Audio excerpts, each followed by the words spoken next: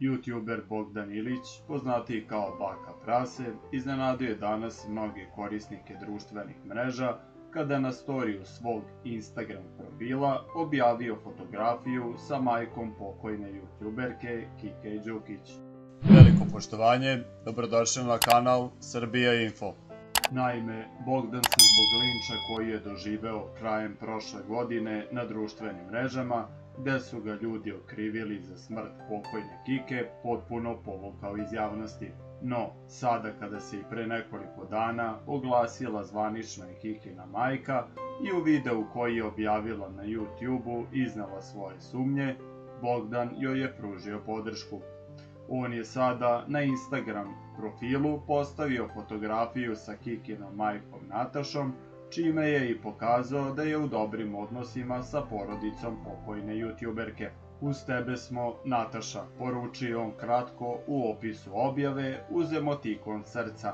Podsjetimo, nakon više od pola godine koliko je prošlo od smrti YouTuberke Kike Đukić, putem YouTubea oglasila se njena majka Nataša i iznala svoje sumnje o smrti svoje ćerke. Njena drugarica nam je dala šifru Kikinog Instagrama tek 4 meseca posle, kada je obrisala sve poruke. Moja druga ćerka je primetila da je mnogo poruka obrisano kada smo dobili šifru. Naručivala je hranu pre nego što se ubila. Da li bi neko to radio da je hteo da se ubije? Neko je upao na njen YouTube nalog 7. decembra, a 9. je objavljen video o njenoj smrti. Kao da je neko čekao da umre pa da to objavi. Ćerka Jelena mi je rekla da je, kad je bila na prepoznavanju tela, ispod Kikinog oka videla masnicu, kao da ju je neko udario pesnicom. Možda je Kika baš zbog tog udarca ležala u onom položaju. Drugarica je rekla da mi je javila da je Kiki loše, a da sam je ja rekla da spremam rođendan. Rekla je i da je Kika 2 puta pokušala da se ubije, što nije istina.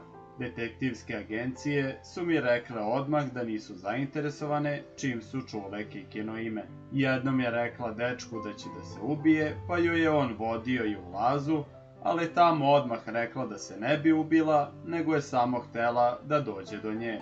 Kika je bila veliki manipulator kad je ljubav u pitanju i veoma sebična. Nikad se ne bi ubila. Bog neka prašta svima, mojoj ćerki se moglo pomoći. Kikino navodno oproštajno pismo je napisano dan nakon što je ubijena. Ona nije mogla da napiše to pismo, već neko drugi. Navela je nedavno Kikina majka, između ostalog na YouTubeu. Imam svoje mišljenje na tu temu, njena majka je objavila video i pokazala da ja, kao što vidite, nisam uzrok. Hvala joj na tome, istakao je pre 2 dana Baka Prase.